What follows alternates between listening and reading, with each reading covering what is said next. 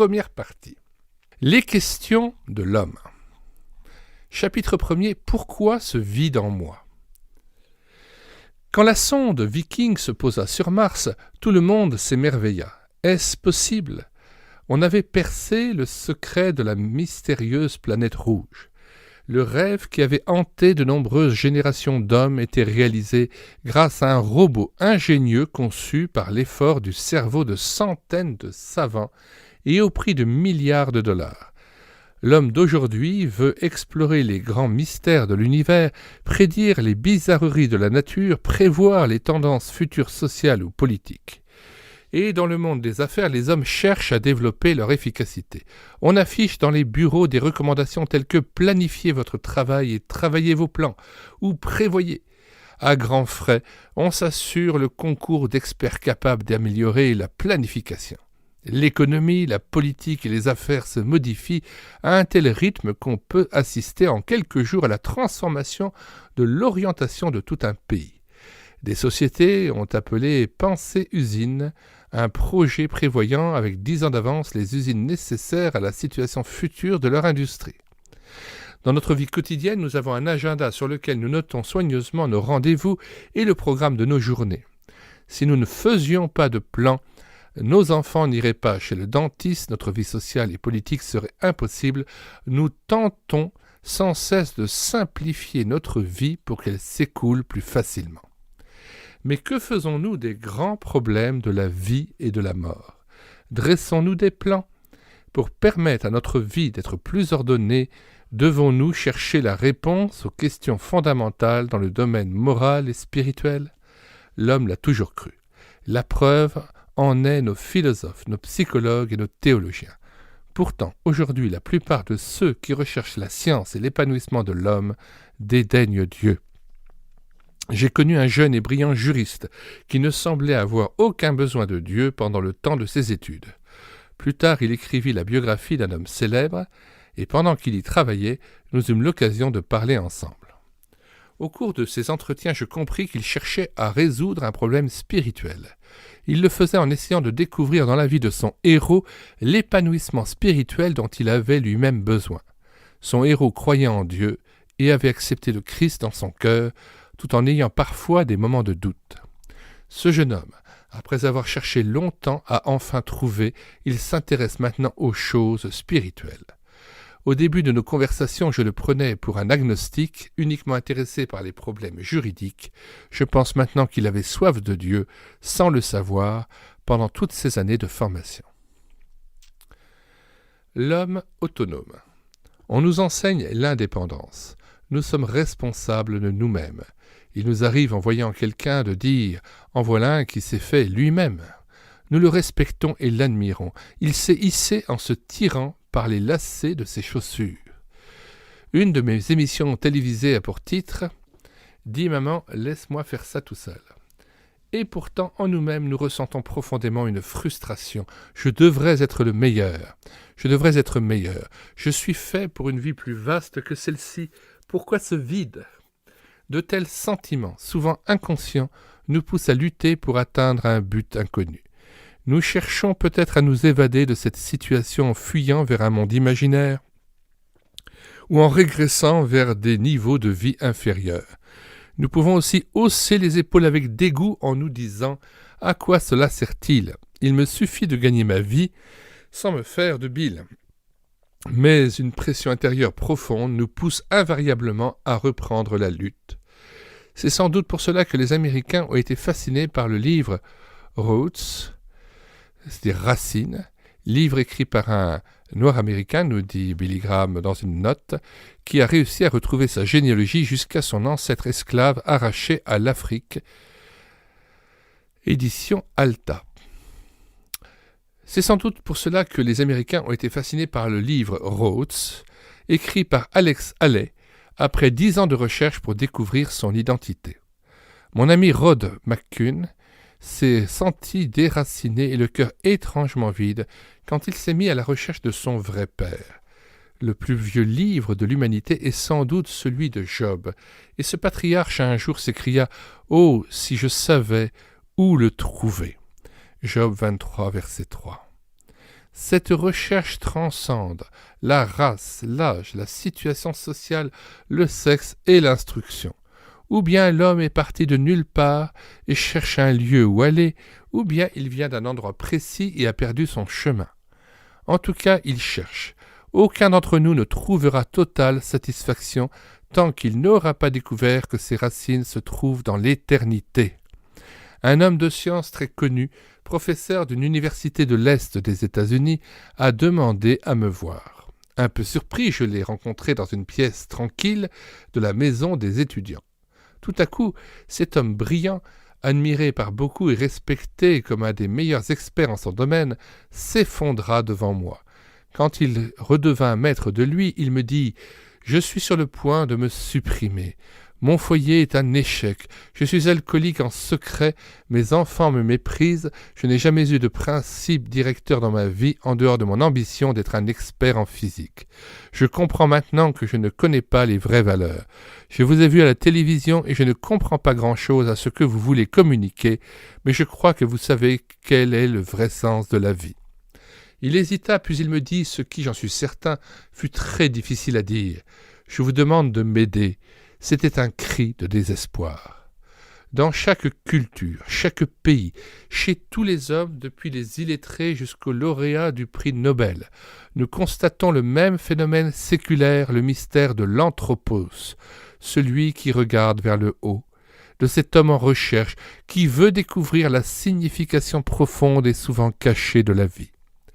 Des gens sont venus me trouver dans des hôtels, des aéroports, des avions, à travers le monde pour me poser des questions sérieuses concernant leur famille détruite, leur santé délabrée ou leur ruine financière. Le plus souvent, ils laissent apercevoir un cœur vide. Je me souviens d'un compagnon de voyage à bord d'un avion qui me raconta sa vie. Un tissu de rêves évanouis, d'espoir déçu, de vide. Avant de me quitter, il dit « Oui au Christ ». Un immense soulagement éclaira son visage, et il murmura « Merci ». Après l'arrivée, je le vis embrasser sa femme et lui parler avec une grande volubilité. Je n'ai pas entendu leur conversation, mais la lumière qui brillait sur son visage me fait penser qu'il lui racontait comment il venait de rencontrer le Christ. Je m'imagine la surprise de cette femme en voyant la métamorphose de son mari qui m'avait confessé combien ses infidélités et ses colères avaient conduit son foyer vers le naufrage. Je ne sais pas si ce couple fut réconcilié, car je n'ai jamais eu de ces nouvelles, mais je sais que dans cet avion, un nouveau départ fut pris. Fortune et succès. Une des vedettes les plus connues du spectacle me pria de venir la rejoindre dans sa loge après une représentation à laquelle j'avais moi-même participé. Cet artiste me fit entrer et me dit « Je fais rire les spectateurs, mais je souffre l'enfer à l'intérieur. J'ai été marié 2 fois. Chaque fois, ce fut l'échec. Je pense que ce fut ma faute, et je ne veux pas tenter une 3e expérience si je n'ai pas d'abord une sorte de plénitude intérieure dont je n'ai pas le secret. » Il s'arrêta pour me fixer. « Pensez-vous qu'il s'agit en réalité de ce que vous appelez Dieu ?»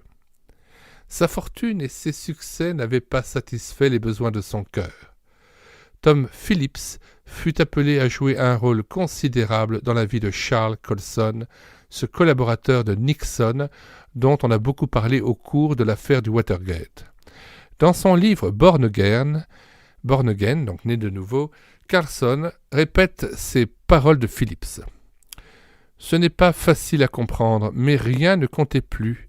Tout paraissait superficiel. Toutes les choses de la vie sont sans importance si l'on ne découvre pas ce qui se cache en dessous. Un soir que j'étais à New York pour mes affaires, je vis que Billy Graham faisait une croisade au Madison Square Garden. J'y suis allé par curiosité, croyant peut-être avoir des réponses à certains de mes problèmes. Ce que dit Graham ce soir-là remit tout en place. J'ai vu ce qui me manquait, une relation personnelle avec Jésus-Christ. Je n'avais jamais pensé à orienter ma vie vers lui et à lui demander de me prendre en charge. Cet acte, je l'ai fait ce soir même, à la fin de la réunion. Charles Colson, Born Again. Un soir, un homme, ce soir-là, fut conduit à examiner sa vie. Un jour, dans un autre pays, je fus invité à dîner par un homme ayant tout ce que le monde peut donner. En fait, il me précisa qu'il était capable d'acheter tout ce qu'il pouvait désirer. Il avait beaucoup voyagé pour ses affaires et semblait changer en or ce qu'il touchait. Il était un véritable potentat, et pourtant il me dit « Je suis un vieil homme malheureux condamné à mort. Si l'enfer existe, j'y vais tout droit. » Je voyais à travers les magnifiques fenêtres de son vieux palais la neige tombait silencieusement sur ses pelouses manucurées, et je me mis à penser à tous les autres qui, comme lui, m'avaient fait des aveux semblables en me parlant de leur impression de vide. Sans Dieu, ces hommes ont tout pour vivre, mais ne vivent pour rien. Puis mon attention revint à mon interlocuteur et j'entendis ces paroles. « Je vous ai demandé de venir pour vous entendre lire la Bible et me parler de Dieu. Est-ce trop tard ? Mes parents croyaient en Dieu et ont souvent prié pour moi. » Le texte de Matthieu 4, verset 4 surgit en ma mémoire. « L'homme ne vivra pas de pain seulement. » Et Luc 12, 15 ajoute « La vie d'un homme ne dépend pas de ses biens, fût-il dans l'abondance. » Chaque jour, nous entendons parler de gens riches, célèbres, pleins de talents qui sont déçus. Beaucoup d'entre eux se tournent vers l'occultisme, la méditation transcendantale ou les religions de l'Extrême-Orient. D'autres se tournent vers le crime. Les questions supposées résolues demeurent sans réponse. Qu'est-ce que l'homme? D'où vient-il? Pourquoi se trouve-t-il sur cette planète? Où va-t-il? Dieu existe-t-il? Et s'il existe, s'est-il révélé à l'homme? Recherche intellectuelle. Les hommes et les femmes qui font partie de l'intelligentsia désirent comme les autres comprendre le sens de leur vie et s'accomplir, mais beaucoup sont freinés par leur orgueil. Ils veulent se sauver par leurs propres moyens, car leur orgueil les pousse à penser qu'ils peuvent se passer de Dieu. L'écrivain anglais célèbre et philosophe Bertrand Russell a publié de nombreux ouvrages d'éthique, de morale, de sociologie pour prouver ce qu'il appelait les erreurs de la Bible. À propos de l'orgueil intellectuel, il écrivit « Tout homme veut être Dieu si c'est possible. Quelques-uns trouvent difficile d'admettre que c'est impossible. » Bertrand Russell, Power, a New Social Analysis. Dès le commencement du temps, l'homme a dit comme le roi de Babylone « Je serai semblable au Très-Haut » Ésaïe 14, verset 14. La recherche continue, le cœur a soif de plénitude et la plupart des intellectuels en arrivent au point où leur communauté scientifique, leur activité sociale ou politique ne les satisfont plus. Un brillant analyste de la situation sociale actuelle écrit « L'homme, être humain, cherche désespérément à s'évader de la logique de sa situation et part à la recherche de son identité, de son humanité, de sa liberté, même s'il ne peut y arriver que par un total irrationalisme ou un mysticisme sans fondation. » Nous voyons les fruits de cette recherche de son identité véritable dans les expériences mystiques, les sectes nouvelles et la nouvelle conscience. L'homme veut faire l'expérience de Dieu. Le mot-clé n'est pas foi ou connaissance, mais expérience. Quand ce besoin d'expérience grandit, on accepte les fausses philosophies et les faux dieux. Un intellectuel européen a écrit « Depuis des siècles, on cherche à atteindre l'idéal que les Grecs appelaient ataraxia, le calme absolu, l'épanouissement intérieur, au-delà de l'agitation, des frustrations et des tensions de la vie quotidienne. Beaucoup ont voulu l'atteindre par la philosophie ou la religion, mais on a toujours tenté de découvrir des raccourcis parallèles. » Un savant américain a dit « Tandis que l'homme cherche avec toujours plus d'insistance de nouvelles expériences, de nouvelles idoles, de nouveaux espoirs, on voit augmenter le désir de trouver une autre route pour aborder l'avenir qui paraît sombre. Les hommes ont désespérément besoin de paix, mais la paix de Dieu n'est pas l'absence de toute tension, c'est une paix qui subsiste au milieu des tensions et des tempêtes.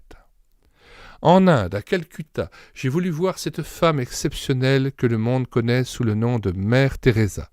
Je suis arrivé chez elle au début de la soirée. Les sœurs ne voulaient pas déranger mère Teresa, car 3 malades étaient morts dans ses bras ce jour-là, et elle venait de se retirer dans sa chambre pour y prendre un peu de repos. Pourtant, la personne qui m'avait amené envoya un billet à mère Teresa, qui arriva au bout de quelques minutes. Immédiatement, cette sainte femme me fit l'impression de posséder la paix au milieu de la tempête. C'est une paix qui surpasse toute connaissance, et toute méconnaissance aussi. Nous avons terriblement besoin de cette paix-là au moment où le monde est déchiré par ces tensions internes. Les journaux nous distillent cet aspect négatif de notre monde sans espoir.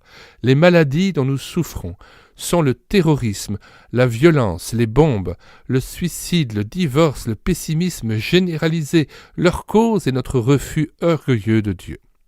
L'intellectuel sincère toutefois, dont l'esprit reste ouvert, peut faire une découverte qui bouleversera son cœur. Le professeur Roodmaker a dit « Nous ne pouvons comprendre Dieu pleinement, ni même son œuvre, mais il ne nous demande pas de le croire les yeux fermés. » Bien au contraire, Dieu nous demande de regarder autour de nous et de constater que ce qu'il nous dit à travers son Fils, ses prophètes et ses apôtres est vrai, réel et concerne ce monde, ce cosmos qu'il a créé. Ainsi notre foi ne sera jamais irrationnelle, ce n'est pas le sacrifice de notre intelligence si nous en croyons l'histoire telle que la Bible la conçoit. Qui a besoin de secours ? Un des films récents d'épouvante se nomme Earthquake, tremblement de terre. Quand le séisme a lieu, 2 héros du film se réfugient dans une solide carrosserie de voiture au milieu des murs qui s'effondrent et de la nature en furie. En cet instant, ils ne cherchent pas à savoir la raison du cataclysme et ils n'échafaudent pas de projet d'avenir. Ils ont besoin d'être à l'abri. Celui qui se trouve réduit à la dernière extrémité a besoin d'un secours immédiat. Peu importe les voies et les moyens, ce qui compte, c'est le salut. Quand il s'agit de catastrophes internes, certains intellectuels désirent tout connaître de la nature et de l'origine du secours qui leur est porté. Ils se sont constitués un système cohérent de croyances qui se suffisent à elles-mêmes. D'autres acceptent à l'aveuglette les contrefaçons si elles sont présentées au moyen de conceptions et de vocabulaire conformes à des modèles dont le refus serait preuve d'ignorance. Ils auraient du mal à confesser « Je n'y comprends rien, cela me paraît faux ». Pourtant, nombreux sont les chercheurs intellectuels qui ont ouvert leur esprit et leur cœur à l'Évangile et ont trouvé une vie nouvelle. Une jeune hindoue qui poursuivait des études de médecine nucléaire à l'université vint à une de mes réunions. À la fin de la rencontre, elle a accepté Jésus-Christ comme son sauveur et passa par la nouvelle naissance. Un chirurgien brillant m'entendit affirmer un jour que si notre salut éternel dépendait de nos bonnes actions, je n'irais jamais au paradis. Or, il avait consacré sa vie au service de l'humanité. Il comprit alors que ses années d'études, ses nuits de veille au chevet de ses patients, son amour pour sa profession, son dévouement ne lui donnaient pas le droit d'aller chez Dieu. Ce médecin qui avait assisté à tant de naissances apprit qu'on peut naître une seconde fois. Bien des gens s'imaginent que le Christ ne s'adresse qu'aux enfants et aux débauchés. Une des plus importantes rencontres que Jésus fit pendant son ministère fut son entretien avec un intellectuel. Cet homme nommé Nicodème avait construit un système rigide, philosophique et religieux au centre duquel se trouvait Dieu. Pourtant, ce système excellent avait été structuré sans tenir compte de la nouvelle naissance, possible seulement en Jésus-Christ.